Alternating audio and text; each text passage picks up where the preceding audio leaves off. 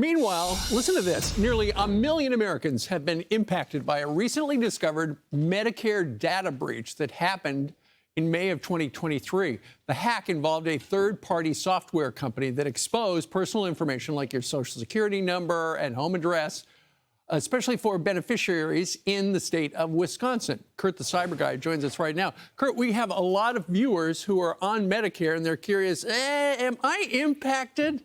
What say you? Yeah, this is not what you want to wake up to this morning. Good morning, Steve. We're talking about a breach that happened mostly in Wisconsin, but man, if I had Medicare or Medicaid, I would be checking and making sure that I don't have any of this data breach affecting me. 946,801 people will be getting a new Medicare card being sent out. Watch for that notice, and at the same time, watch for bogus notices coming your way. Fake notices either in the mail or in your email. So you got to be very careful of that. This is not what you want to hear when you have this kind of critical stuff stolen from you. So what do you do about this? Well, the bulk of these things can be addressed simply by following common sense stuff. And we're talking about, look for that notice, number one, to make sure you've got the new stuff going on and your old stuff that may have been compromised is gone.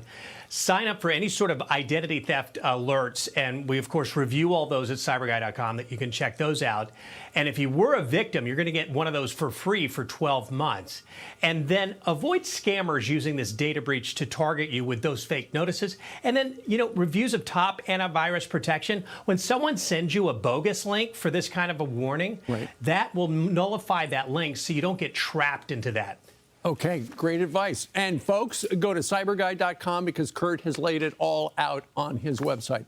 Meanwhile, yesterday was the Apple It's Glow Time event. And of course, what that means is they're going to talk about how they've changed stuff we buy so we'll buy new ones. For instance, there's a new iPhone 16. It's got a larger screen, new camera, and uses AI, I think. Also, new AirPods, a new case, a new charging system, and a new thinner Apple iWatch, right? Yeah, Series 10 of the watch. I mean, these are some good refreshes. And, we were looking for that big, huge, giant announcement for AI to follow with the iPhone 16. And, if you got an iPhone now, while that isn't even right now, it's going to be rolling out next month, the AI part, the phone coming out next week. But if you've got an older iPhone, they have really ramshackled a great reason for you to have to get a new iPhone. Because if you want the AI, only the iPhone 15 Pro, the most recent one, and then the one that's just now coming, the 16, will be able to work with all this AI stuff moving forward. Critics are crying foul for that one just because, come on, couldn't you make it work on some previous versions? Well, I mean, hey, Apple sales have been slumping, so this works out really well for the Cupertino company. Yeah, it's not just a software update now for the AI. It actually uses a different kind of chip, I believe. And so you got to buy their new and improved. All new insight. Apple 16. All right, go to cyberguy.com. CyberGuy, thank you very much for joining us live.